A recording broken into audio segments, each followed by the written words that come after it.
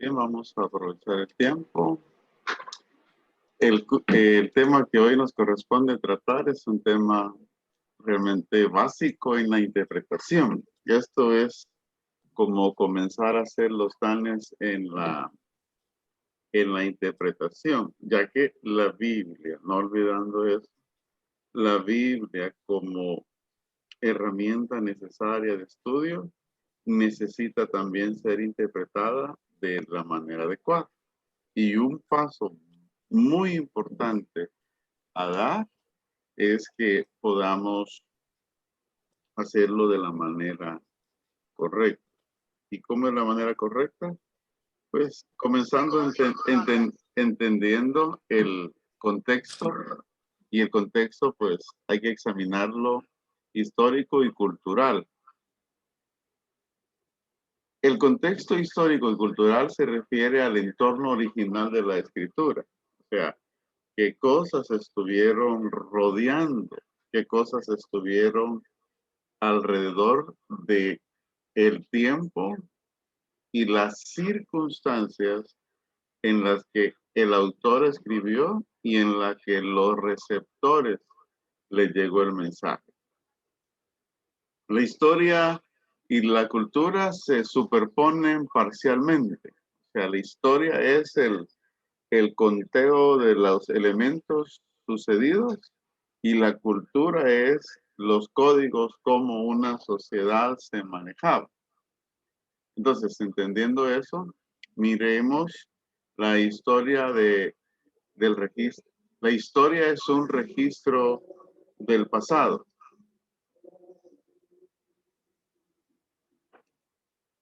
Esto es importante.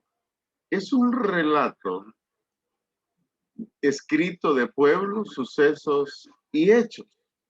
Entonces, cuando entendemos eso, tenemos que reconocer que el interpretar la Biblia, y lo voy a ampliar más adelante, nos va a llevar a hacer ciertas acciones como estudiar historia, estudiar mapas, estudiar un poquito de lenguaje, lingüística, con el fin de ser fieles intérpretes del texto sagrado. Cada libro de la Biblia tiene una historia única. O sea, no podemos pasar por alto que cada libro necesita su forma en algunos detalles para ser interpretado. Por ejemplo, y este va a ser nuestro ejemplo máximo, la historia de Primera Corintios incluye cosas como la ciudad de Corinto, la gente que vivía allí, el autor, la fecha, el propósito de la carta y la historia de la relación entre Pablo y los que leyeron la carta. Yo quiero adelantarle algo, que esto es lo que muchos no le han puesto la importancia de vida. Dios va a usar y respaldar la palabra que salga en nuestra boca cuando nuestro conocimiento, con una actitud humilde por supuesto, es el suficiente de aquella parte de su palabra que vamos a exponer. No hay cosa más peor para el Espíritu Santo que querer dar una palabra a una mente sin conocimiento de lo que relaciona esa palabra de la Biblia. Y ahí es donde sucede lo que desde el principio les dije, la predicación antropocéntrica. Yo siento una tristeza enorme al oír predicadores que en el momento de exponer la Biblia están del aire jalándose las ideas. Y, y aunque Dios respalda por el llamado que tienen, bien pudieran haber logrado algo mucho mejor y sobre todo haber hecho la voluntad de Dios. Entonces, esto que mencionamos hoy es básico para poder tener claro el qué, cómo y por qué vamos a predicar algo de la Biblia. Cada persona y cada grupo de personas tienen una historia única. La historia de Pedro es diferente a la historia de Pablo. Y la historia de los Corintios es diferente a la historia de los romanos. De modo que para entender la Biblia debemos tomar tiempo para estudiar la historia relacionada con cada libro. O sea, Cada libro es particular. Por ejemplo, si hablamos un poco de la cultura. Cuando hablamos de cultura, se refiere a los valores, costumbres, creencias y prácticas de la gente. Ya vimos la historia de cada parte de la Biblia. Es importante entenderla de acuerdo a cómo sucedió. Pero la cultura nos dice qué circunstancias habían cuando eso sucedió. La cultura de los judíos era distinta a la cultura de los gentiles. Esos dos grupos de personas tenían diferentes valores, costumbres, creencias y prácticas. Es sabio estudiar la historia y la cultura juntas, porque ambas se tratan de la gente. O sea, cuando estudiamos la historia en la Biblia, estudiamos el hecho de que qué pasó, pero cuando estudiamos la cultura, entendemos el porqué de algunas cosas que pasaron, porque la historia registra lo sucedido, pero la cultura registra el por qué sucedieron, por qué las cosas eran así, como por el hecho, la costumbre, y al final creo que hay una nota al respecto, del por qué los judíos se lavaban constantemente las manos, el por qué los judíos exigían que sus mujeres estuvieran con velo. Entonces, todos esos son elementos de la cultura que necesitan ser estudiados para poder estar seguros de lo que vamos a decir de la palabra de Dios. Muchos libros de hermenéutica hablan del contexto histórico-cultural porque la historia se superpone con la cultura. O sea, la historia nos dice qué pasó, pero cuando la historia no nos tiene todas las respuestas, la cultura sí. Porque, por ejemplo, la historia puede, de hecho, la historia puede decir, y los fariseos juzgaron a Jesús porque sus discípulos comían con las manos sucias.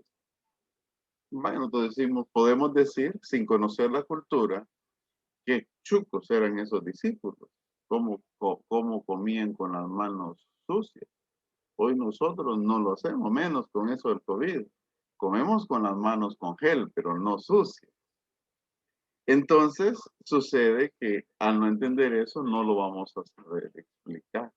Entonces, nos perdemos algo tan valioso ahí y bien al ser explicado puede darle fuerza a lo que vamos a dejar claro de las Sagradas Escrituras.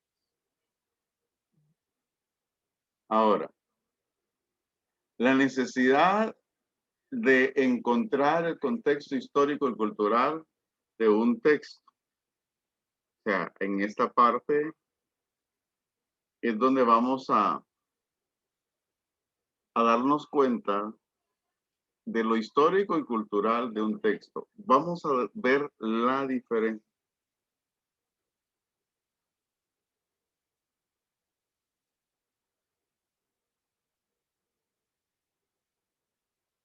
Perdón.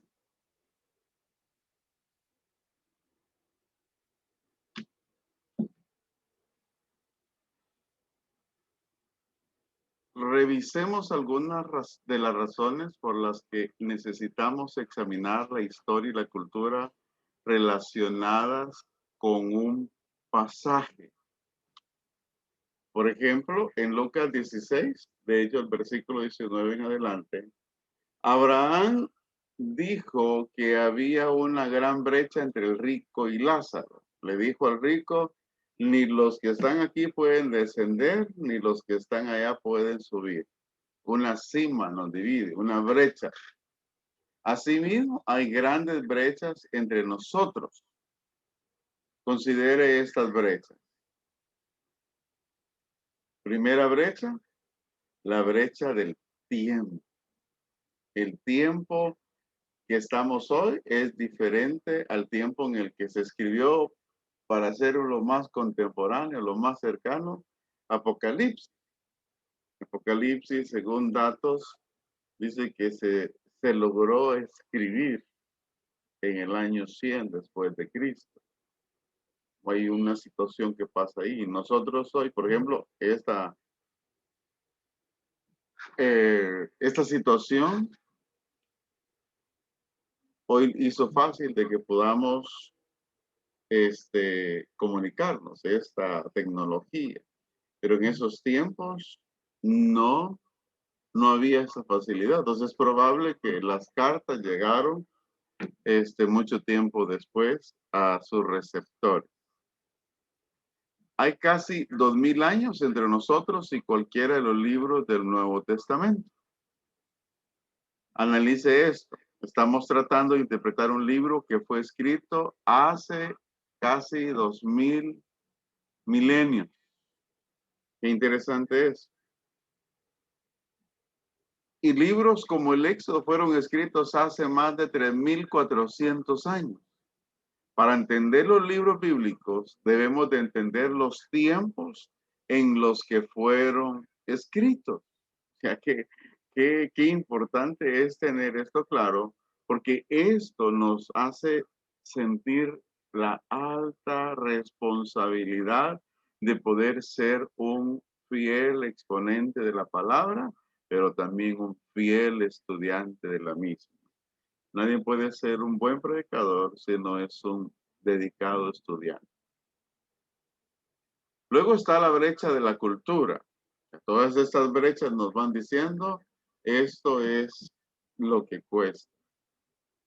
La gente de la Biblia tenía diferentes valores, tradiciones, costumbres y prácticas de las que tenemos nosotros. A veces adoraban en templos y sinagogas, se lavaban los pies, se saludaban con un beso o sacrificaban animales. Comían alimentos diferentes a los que comemos nosotros y vivían por diferentes reglas. O sea, si hacemos un poquito de recapitulación en el caso de los judíos, los judíos tenían unas altas reglas éticas. Dios había dejado la mayoría, pero de ahí ellos pues inventaron, según algunos autores, más de 600 normas que fueron hechas por los judíos, que las tomaban como la palabra de Dios. Y muchas de ellas caían no solo en lo ridículo, sino en lo ingrato, en lo injusto. Los judíos circuncidaban a sus hijos varones y las mujeres judías se tapaban. O sea, una mujer judía no podía estar con su cabeza descubierta y la mayoría parte de su cuerpo. Era una falta de respeto a su esposo si era casada, a sus padres si era soltera. Usaban piedras para moler el grano. Los miembros de la familia por lo general dormían juntos en un cuarto.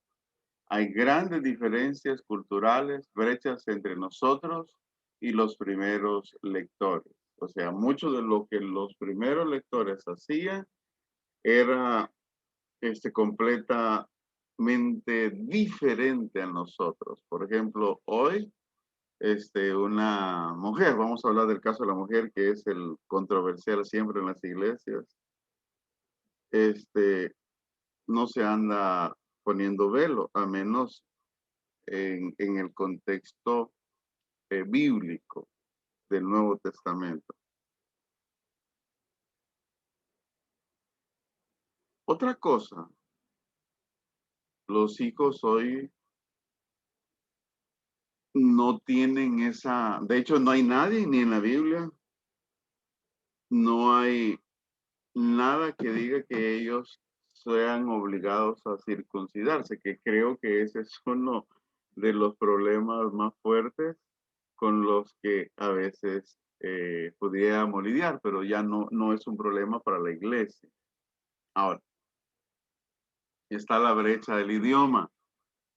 La gente de la Biblia hablaba hebreo, arameo o griego. Así que la Biblia fue escrita en estos idiomas. Y de hecho, una de las cosas dignas a valorar, a resaltar del pueblo judío actual es que es la única nación, es la única cultura que pudieron recuperar su idioma. Cuando los judíos fueron llevados cautivos a Babilonia, la mayoría de ellos crecieron hablando arameo. De hecho, el arameo se volvió su idioma porque fueron llevados a una cultura caldea y el idioma era arameo. Pero muchos de los judíos allá se propusieron conservar su idioma y mantuvieron una forma de educación en idioma. Así que ellos volvieron a sus tierras y volvieron a enseñar el hebreo. Aunque hablaban arameo, hablaban hebreo. Es como el guatemalteco, que se va a Estados Unidos, sus hijos nacen allá, hablan el inglés. La misma necesidad de relacionarse con las personas, trabajos y muchas cosas más obligan al habla del idioma de ese lugar. Pero los padres hispanos, la mayoría, pues tratan de en sus hogares hablar español. Primero por la costumbre, segundo porque es como un relax de tanto inglés que honestamente es un idioma, o sea, un idioma alternativo siempre va a ser cansado de estarlo hablando. Cuando ellos vuelven a ser tomados ahora por Roma, viene Roma e impone como idioma oficial el griego, era su idioma. Entonces se tocó que no solo hablar el griego, sino escribir en griego. De hecho, esa es la razón por la que varias partes, de hecho, el Nuevo Testamento fue escrito la mayor parte en griego y unas partes en arameo. Todo el Antiguo Testamento fue escrito en hebreo porque los judíos tuvieron esa preocupación de no perder su idioma.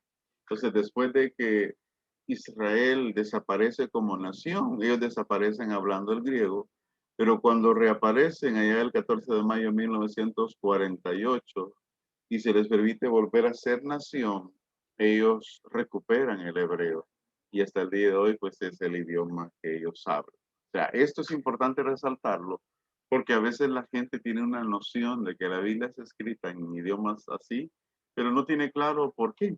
Y esa es la razón. Y algunas de las traducciones que usamos hoy, como la Reina Valera, tienen más de 400 años. El idioma cambia a medida que pasan los años. Nacen nuevas palabras y se entierran palabras antiguas. De hecho, la primera Reina Valera, si usted, no sé si la ha leído, pero la primera Reina Valera nos parece un lenguaje un poquito vulgar. Nos parece un lenguaje un poquito, no apropiado, porque de hecho usa palabras que en nuestro idioma, el idioma español latino, ya no existe. Entonces, esa es la razón por la que se tuvo que ir dinamizando, o sea, haciendo más dinámico eso con el tiempo. Algunas de las palabras que pertenecen, eh, algunas de las palabras que permanecen han cambiado de significado. Por ejemplo, en el castellano, en 1602, el verbo crear significaba actividad creadora, pero hoy crear significa educar o ayudar a crecer. O sea, dése cuenta cuáles son los cambios y evolución del idioma. Luego está la brecha histórica. Cada libro de la Biblia fue escrito en un tiempo específico de la historia. La palabra de Dios fue escrita sobre esclavos, a amos, a guerreros o a prisioneros. Él mandó su palabra a judíos y a gentiles, de modo que para entender la Biblia debemos retroceder a través de varios siglos de historia. Por ejemplo, para entender el Génesis, debemos de entender a personas como Adán, Eva, Noé, Abraham, Isaac, Jacob y José. Para entender el libro de Mateo, debemos de aprender sobre los antepasados de Jesús, gobernadores como el rey Herodes y visitantes como los magos. O sea, esto es importante. ¿Por qué? Porque de esa manera, o sea, cuando uno entiende bien algo, lo puede explicar. E incluso puede hacer breve algo. Imagínense que le digan, tiene media hora para hablarnos de la creación. O le digan, tiene media hora para hablarnos sobre el trato de Dios con Abraham. Y cuando nosotros nos hemos preocupado por desenvolvernos en esa parte, por adquirir conocimiento, llenar nuestro bagaje, tenemos mucho que decir. Vamos a la Biblia con más confianza, con más seguridad. Y de hecho, porque de ella hemos aprendido.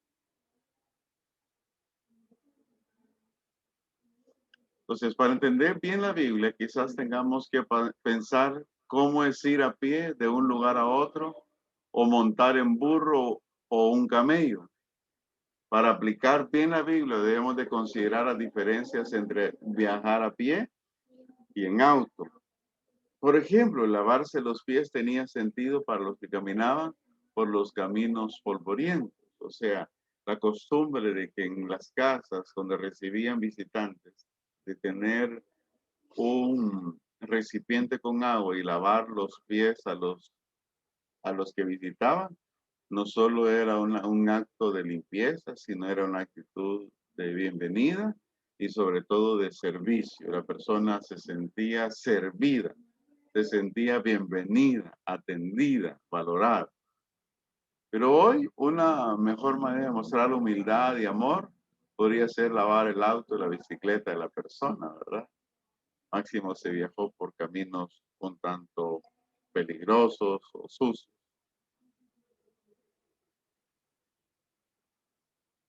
La brecha geográfica. Usted me contó que le encantaba leer mapas. No sé si estoy mal. Le dije que no podía leer mapas. Ah, pues qué interesante esto, ¿verdad? El contexto histórico de un versículo en la Biblia se relaciona con un lugar. Hay un lugar donde sucedieron las cosas.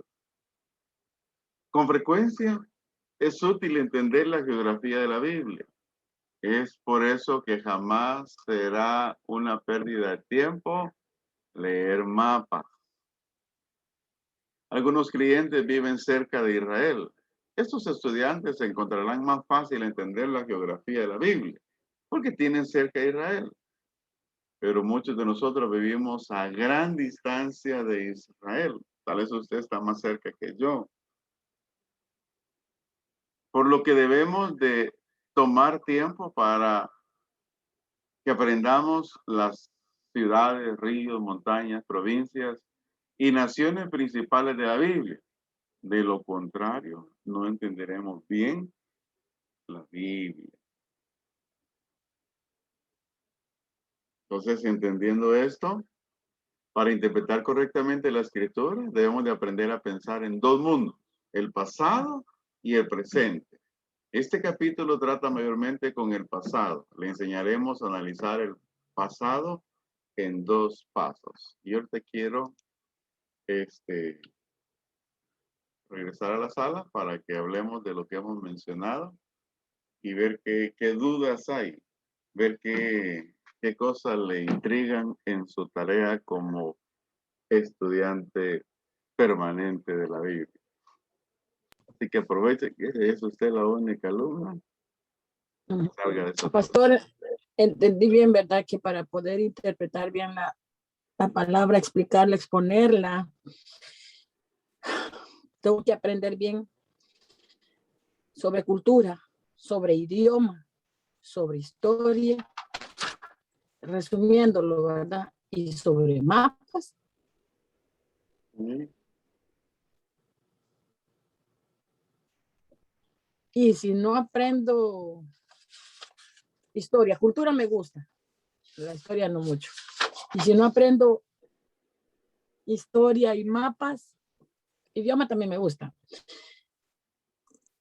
Estoy incompleta. Le pregunto, ¿sería que estoy incompleta? Creería, tal vez lo que sería honesto es que tendrá un desarrollo limitado como exponente de la Biblia. O sea Porque que mapa es sí o sí. No es que esté en discusión. Tengo que.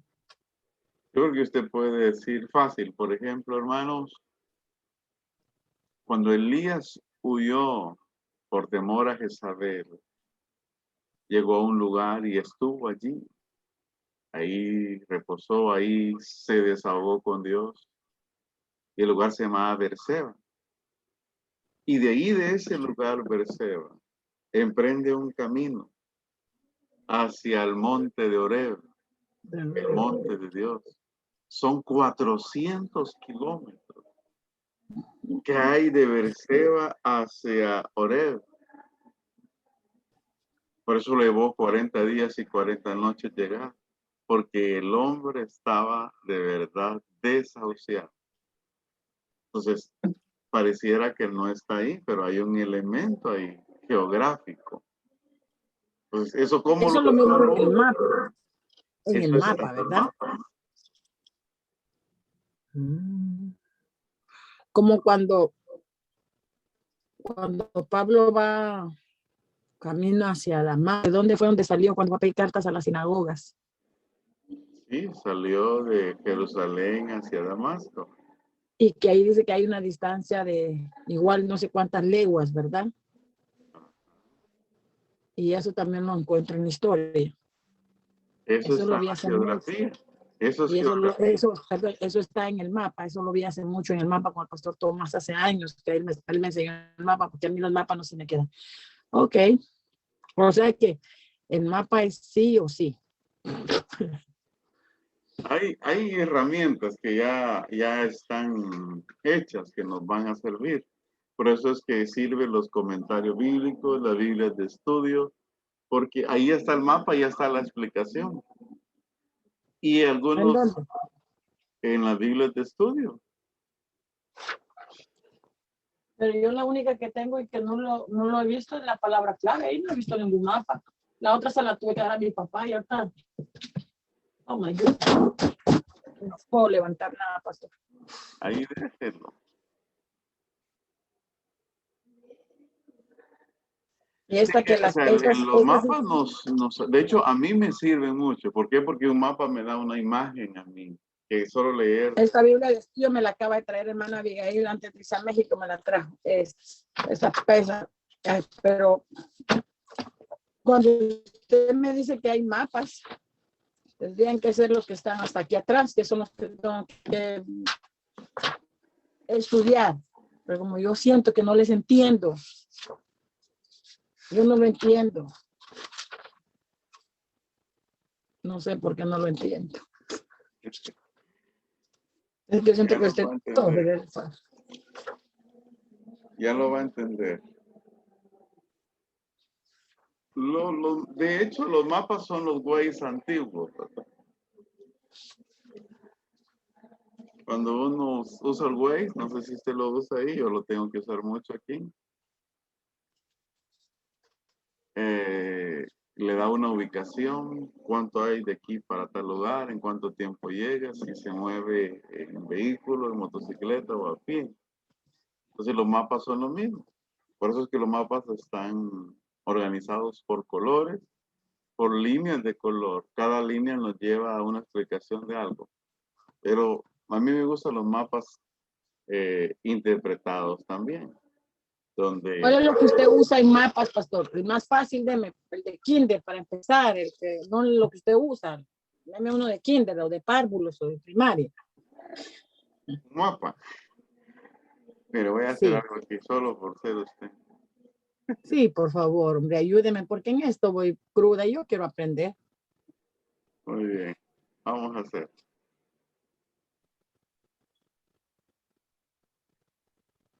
Vamos a compartir esta pantalla y le va a parecer bien fácil esto. Aquí está. Le voy a hacer el mapa de Israel. Ok. Muy bien. Entonces,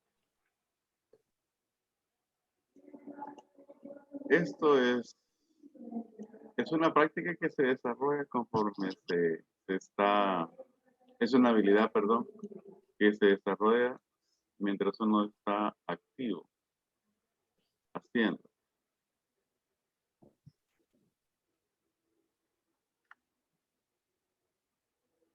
Ahí Esto que mira usted se llama Israel, Reino del Norte.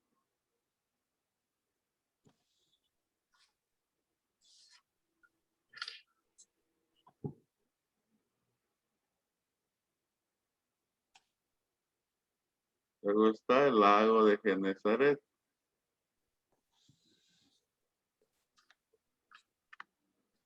Uy, voy a volver a hacer el lago.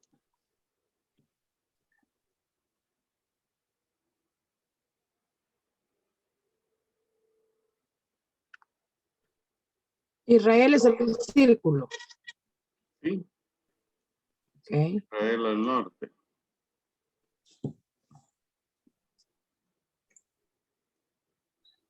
Ahorita que Israel está al norte ahí.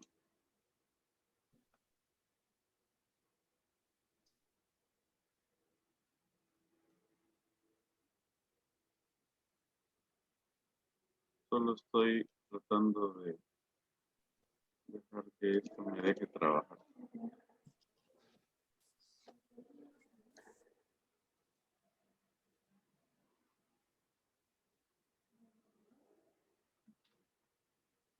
Voy a avanzar aquí. Luego, así en chiquito, está Judá o las tribus del sur. Norte arriba, sur abajo. A ver si me deja incrustar esto.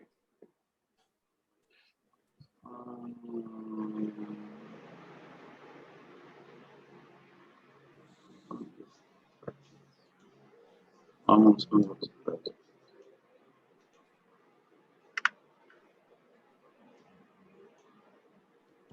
Este le había dicho que era El lago. El lago de Genesaret. el lago de Genesaret. Muy bien. Simplemente se mira como una paleta tal vez, pero es un mapa. ¿Para qué nos sirve un mapa? Primero, aquí, en esta parte, el reino del norte que se dividió, tomaron como punto de visión este lago. Entonces, abajo quedó una extensión y un grupo pequeño. De hecho, Jerusalén realmente es pequeño. Al norte quedaron 10 tribus, no sé si se recuerdan, que la extensión no solo era grande, sino habían 10 tribus que ocupaban el norte.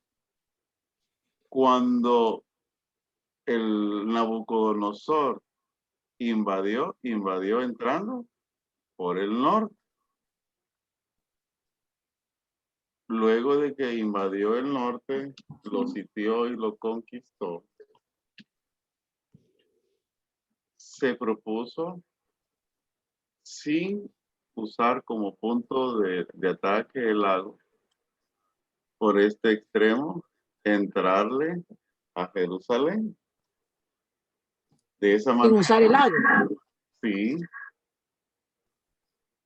la idea era entrarle por donde ellos menos se lo imaginaban.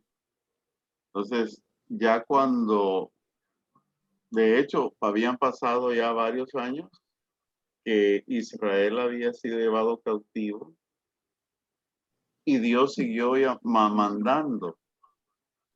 Aquí en este lugar quedaron la gente inválida, enfermos, niños y mujeres. Y por alguna razón quedaron algunos profetas, como lo es Jeremías. Jeremías, quien vio que se llevaron cautivos. Jeremías era un profeta para el reino del norte. Pero Dios lo envía también al reino del sur. Dios levanta incluso en ese transitar a este profeta Joel, advirtiendo sobre eso. Entonces, volviendo a recapitular, por acá entra al reino del norte, Babilonia.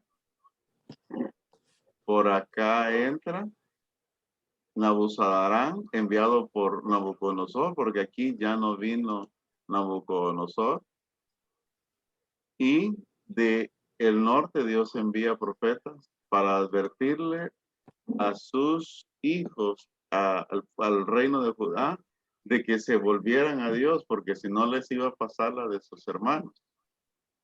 Reino de Judá está al sur. Judá es el sur, Israel el norte. Porque cuando el reino se dividió en dos, quedó al norte 10 tribus y al sur 2, que son Judá y Benjamín. Las demás quedaron para este lado. Entonces, cuando Dios permitió el castigo, primero fue al norte y luego fue al sur. Eso es el objetivo del mapa. Déjeme que le capten ese pedacito que me explicó del mapa. El reino se dividió en dos. Sí. En el reino del norte, ahí está Israel, ¿verdad? Sí. Vale. Ahí en el reino del norte, ahí se quedaron 10 tribus.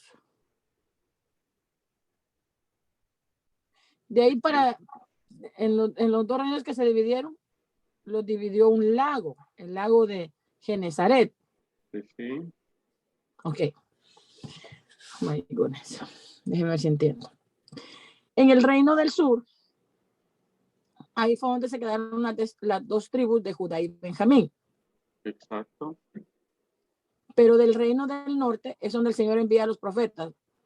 Ahí envió a Jeremías, pastor. Sí.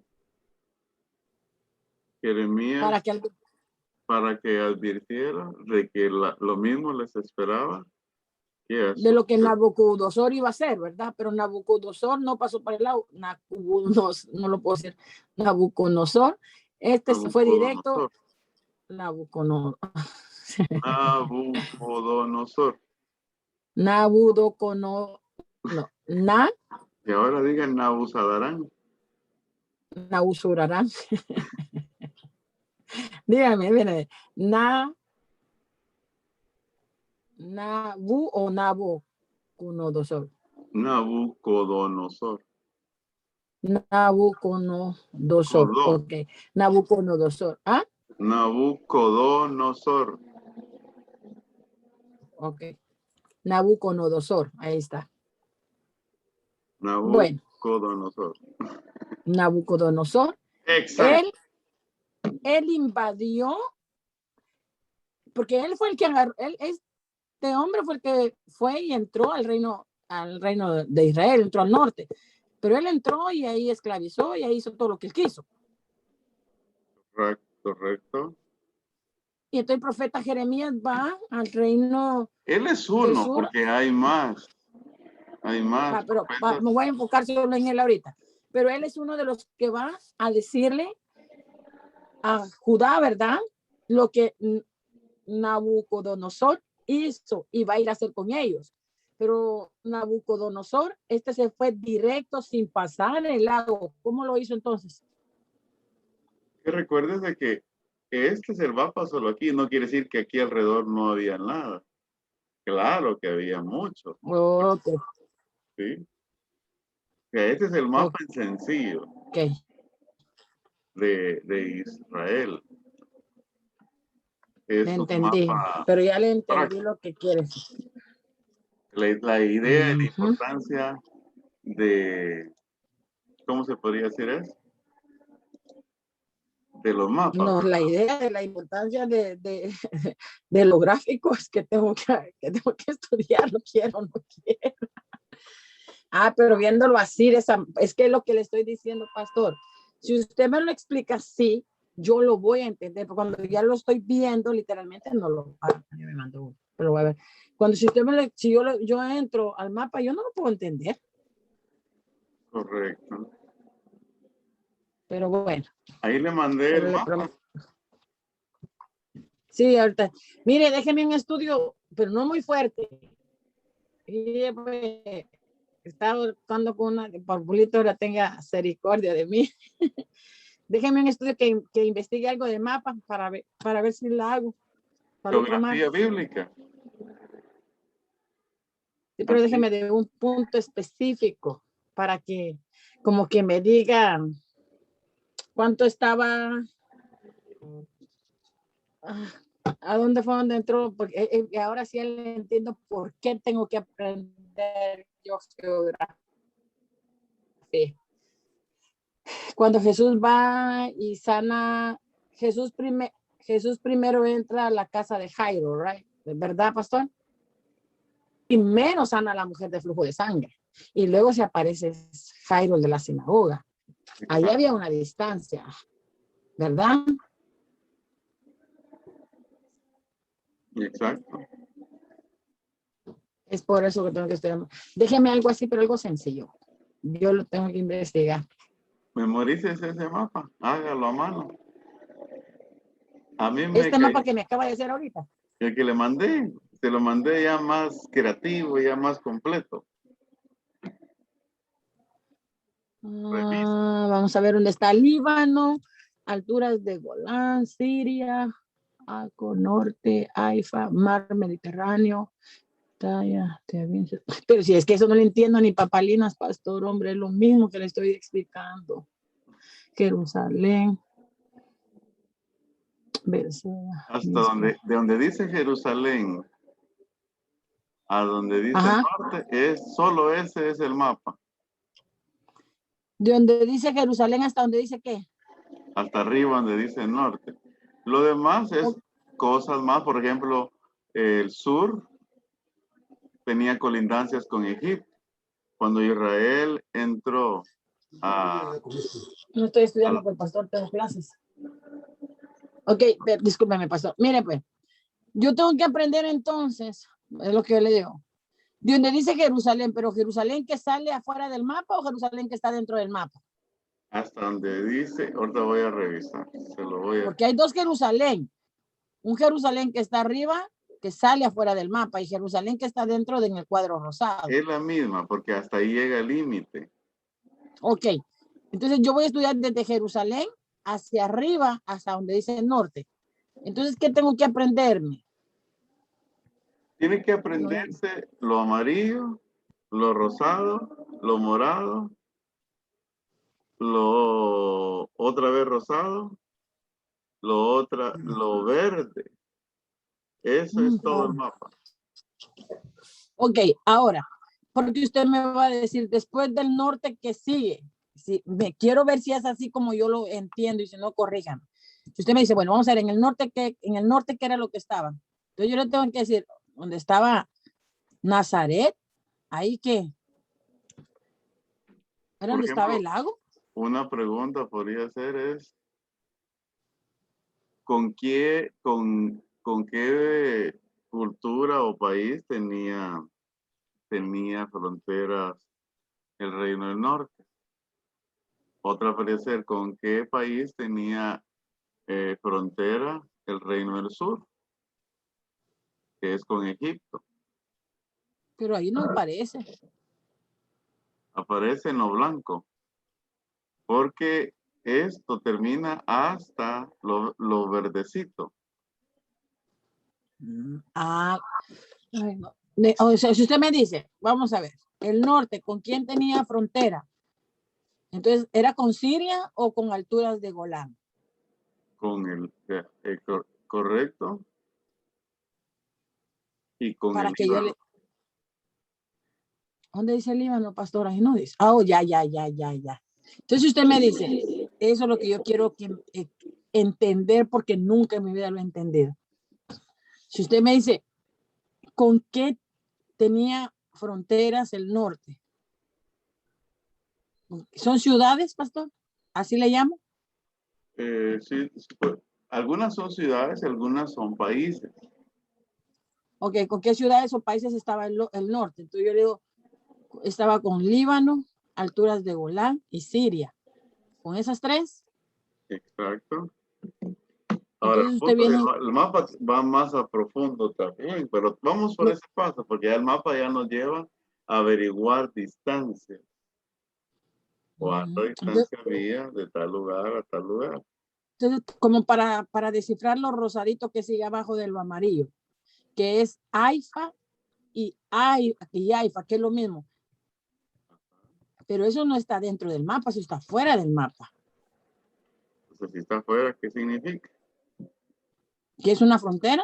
Es una frontera. Ok. Entonces, si yo vengo y sigo bajando a lo morado, lo central, ¿qué significa lo central? Lo central, en lo moradito. Ajá, está en la mitad de lo morado y la mitad de blanco. Que está adentro y afuera. Sí, es la parte central de Israel, porque eso que usted mira ahí, que está a la orilla, por ejemplo, a mano izquierda está el mar Mediterráneo, pero dentro de ese mar habían lugares. Y aparte donde dice Cisjordania, Jerusalén, ese es el lago. Wow. Por eso le digo, se lo hice así en bien sencillo para que tuviera una idea un poquito más clara. Pero lo voy a aprender. Entonces, Berseba, se dice Berseba o Berseba. Ok. Berseba. Berseba. Ok. Deme un segundo, cierro. Alguien me está llamando mucho. Sí, pastor, claro. Está bien.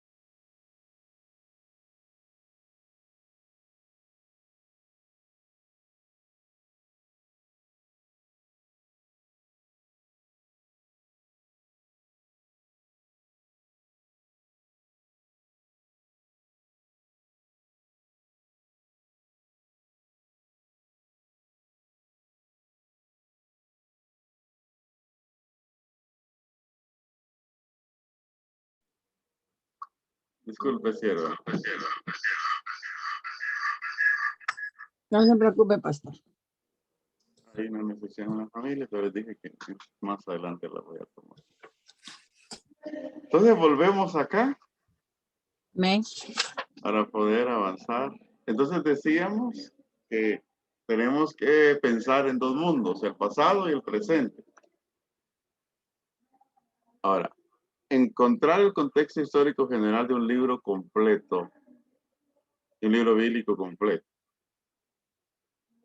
Encontraremos el contexto histórico de un libro completo. Para hacer esto debemos de contestar algunas preguntas sobre el autor y los lectores. Quizás ya usted sabe alguna de las respuestas. Para obtener ayuda rápida y fácil, use la Biblia de estudio como la Biblia de estudio Vida Plena, que usa 2 o 3 páginas para repasar un libro bíblico. Es la que está de ejemplo allí y es la que yo tengo en mis manos. Esta es la de uso porque esta funciona para la exégesis. Por ejemplo, abra una Biblia de estudio Vida Plena y vaya a 1 Corintios. Note que contiene 3 páginas con la introducción para la carta de 1 Corintios. El doctor J. Wesley Adams escribió las introducciones para los 66 libros de la Biblia en la Biblia de Estudio Vida Plena. Es lo que yo le hablaba hace un momento. Hay personas que ya se despestañaron por nosotros para que nosotros lo podamos hacer un poco más rápido y más práctico. No sé si tiene la Biblia de estudio de la vida plena, pero si no hay que tenerla ya. ¿La tiene, cero? No, pastor, esa no la tengo. Esa tiene que adquirirla luego. Hoy la pido. Está bien, pastor. Él pasó más de 100 horas para estudiar y escribir cada introducción, como la de Primera Corintios, para que usted pueda repasar Primera Corintios, ¿en cuánto? 10 minutos. ¿Para qué hacerlo difícil si fácil se puede? La Biblia de Estudio de Vida Plena presenta cada libro como Primera Corintios y examina 8 cosas: el bosquejo del libro, el autor, el tema, la fecha de escritura, el contexto, el propósito, la visión general. Cuando notamos esto nos facilita tanto. ¿Por qué? Porque nos empapa de la información necesaria y las características especiales. O sea, cada libro tiene alguna característica especial y esta Biblia es una herramienta útil para ello. Para entender el contexto histórico y cultural de cualquier libro de la Biblia, solo estudie las 2 o 3 páginas de la introducción para cada libro en la Biblia de estudio Vida Plena, la que está de sugerencia. Hemos mencionado las 8 preguntas para analizar el contexto histórico de un libro completo. Ahora veamos un ejemplo para practicar cómo contestar estas 8 preguntas. Vea este ejemplo. Ejemplo del paso 1. Encontrar el contexto histórico de 1 Corintios al contestar 8 preguntas. Conteste 5 preguntas sobre el autor. Hacemos la pregunta y luego subrayamos la respuesta. Y esto es increíble que la misma Biblia nos lo da. ¿Quién era? Hablando del autor, el autor era el apóstol Pablo. ¿Cuándo escribió el libro? Pablo escribió 1 Corintios alrededor de 56 después de Cristo. Ahí es donde usamos herramientas como comentarios bíblicos o Biblias de estudio que nos dan el tema. Yo advierto, no es conveniente valernos de Google para esta información. No es de confianza esa información. La fuente de la información en Google es diversa. Ahí están las sectas, ahí está la Iglesia Católica. Entonces, podemos tomar un dato de la fuente equivocada y no nos habremos dado cuenta. Es mejor los comentarios y Biblias de estudio que ya nos quedaron claros que son cristianos. En su tercer viaje misionero, ¿en qué entorno estaba? Pablo estaba en Éfeso cuando escribió a los Corintios. Desde Éfeso, Pablo escribe a los Corintios. Y si revisamos el mapa, Éfeso está en un extremo y Corinto está en otro extremo. Éfeso era una provincia y Corinto era una metrópolis, era una ciudad céntrica. 1 Corintios había estado en Éfeso alrededor de 3 años. 1 Corintios 16, 5 al 8. 4. ¿Qué relación tenía Pablo con los corintios? Pablo fue el fundador de la iglesia en Corinto. Ahí está la cita. ¿Cuál fue su propósito? Pablo escribió por 2 razones. Primero, corregir problemas. Una persona de la casa de Chloe le había contado a Pablo sobre esos problemas. Los problemas incluían división, litigios y pecados sexuales. Segundo, Pablo escribió con el propósito de contestar las preguntas que los corintios habían hecho en una carta. Habían preguntas sobre la vida cristiana, sobre cómo la iglesia tenía que funcionar, y Pablo responde, pero corrige los problemas primero. Contestes 3 preguntas sobre los receptores del libro bíblico. ¿Quiénes eran? Los creyentes de Corinto. ¿Cómo era su ciudad o pueblo? Corinto era una ciudad grande en la costa norte del mar Mediterráneo. Era conocida por su comercio y sus pecados como la inmoralidad e idolatría. Era Corinto una metrópolis donde abundaba el pecado. Era Corinto un lugar donde el pecado estaba al orden del día y el culto pagano reinaba.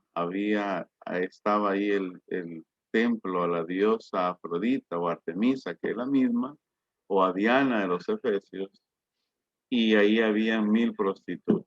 Y esos datos los encontramos en la historia. ¿Cuál era su condición social? Los corintios eran mayormente gentiles mezclados con unos pocos judíos. Aparecen las citas ahí, como lo puede ver. Eran orgullosos y educados. Les apasionaba la sabiduría y el conocimiento. 1 Corintios 1:18, 2:5, 4:10 y las demás. Económicamente tenían todo lo que deseaban. Era un lugar donde volverse una persona próspera. Ahora, hemos contestado las 8 preguntas sobre el libro completo de 1 Corintios. Usted debe de sentirse animado o animada en el caso suyo a saber que necesita aprender el contexto histórico de un libro solamente una vez. ¿Por qué? Porque ya se le quedó después. Después de eso puede revisarlo. Como mencionamos antes, una Biblia de estudio o nuestros cursos contienen todo lo que usted necesita sobre el contexto histórico de cada libro de la Biblia. ¿Qué le parece? Muy excelente. Y es porque solo hablamos hoy del contexto del libro. Luego vamos a hablar del Entonces, contexto del pasaje. lo que ahorita solo lo que vimos fue historia, autor y el propósito. Todavía no vimos, no sé si estoy recapitulando bien, no vimos cultura. No vimos las culturas de ellos, ¿verdad? No. De hecho, no las vamos a estudiar porque esa ya es una tarea del intérprete cuando vaya a interpretar un texto. Ajá, sí, pero le digo, ahorita en lo que usted nos dio para que yo pueda entender la diferencia. Ahorita en lo que usted Vimos me 2 mostró. cosas, o 3. Primero vimos el contexto histórico. Luego vimos el contexto cultural.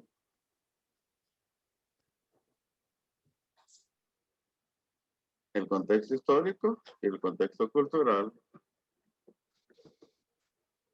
Luego vimos sobre las 8 preguntas que hay que hacer para interpretar.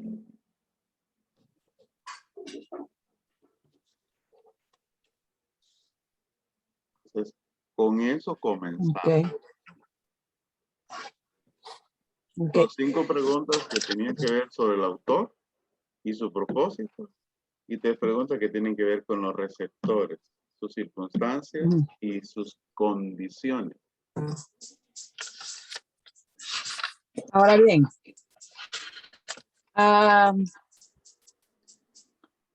si yo no hago todo eso, ¿verdad? Para ver si voy entendiendo todo lo que usted nos está explicando, pastor. Entonces yo me convierto, cuando estoy predicando en una persona que estoy dando el mensaje y se convierte en una exégesis, que es llevar del texto bíblico al autor de lo que quiso decir. Si usted hace todo eso. Y, si yo no hago, si yo hago todo eso, pero sí. Si yo no hago todo eso, es llevar dentro de la, sí, entonces me voy a convertir en una persona que predico en la línea de eisegesis, ¿es correcto? Eisegesis. Que voy a hacer llegar a la gente, eisegesis. Eisegesis. Eisegesis, es llevar a las personas a lo que yo creo, a lo que yo pienso. Eso es eisegesis. Aquí lo tengo, pero bien, eisegesis, eisegesis, eisegesis, ¿verdad? Exacto. Que es sacar de la, o sea, meter de la Biblia. Es meter a la Biblia. pero una exégesis es sacar de la Biblia. Entonces, cuando yo hago una exégesis, es llevar del texto bíblico a lo que el autor realmente quiso decir. Exacto. Got it, dijo el gabacho. I got it. Lo tengo. La clave aquí es comenzar. Cuando nosotros comenzamos, podemos desarrollar ciertas habilidades muy prácticas. De hecho, lo que decía al final, yo lo he vivido. Yo casi la mayoría de libros de la Biblia tengo su contexto del libro y lo tengo en la mente, porque ahí, habiendo estado estudiándolo, me sirvió, me fue útil. Entonces, es información que queda ahí y le sirve a uno, pero el punto está de que hay algo que es clave, que uno esté predicando por lo menos una vez a la semana. Eso lo ayuda a uno a mantener esa habilidad y desarrollarla mejor y mejor y mejor y mejor. Pero siendo responsables, digamos, si me corresponde predicar el domingo, no comenzar el sábado a las 10 de la noche. Claro. Ahí es correr. Ya no podemos tener suficiente tiempo para estar con el texto sagrado e investigar. De hecho, mi Biblia, la que le mencioné ahí, ya está viejita. La he usado bastante y siempre la tengo a la mano, por eso. Porque a veces uno se topa con... Yo la que tengo, pero yo sé que quizás no es igual. Yo la que tengo es la Thompson. Esta ya tengo como 15 años de tenerla, pero esta ya está demasiado usada y la tengo bien subrayada de todo, hasta está un poquito despegada de la página esta Thompson. Entonces, hace un año me ofrendaron esta, que es la que ahora porto, pero es Reina Valera, la, ¿cómo se dice? ¿La Walmart o Holman? Holman. Tengo la Holman. Esa es la que tengo en uso, pero la mía, hay una Biblia que es para yo lo distribuyo así. Mi Biblia de devocional, mi Biblia para predicar y mi Biblia para estudiar. Sí, ahora fíjese que ya lo empecé a distribuir así desde que en el mes de junio empecé con mi devocional. Tengo esta, mire que es la que estoy usando con usted. Esta es de letra gigante, pero esta es la Filadelfia. ¿Así? Esta es la que tengo. La Filadelfia, esta es la que tengo para mi devocional. Me encanta. Aparte que está la letra bien grande.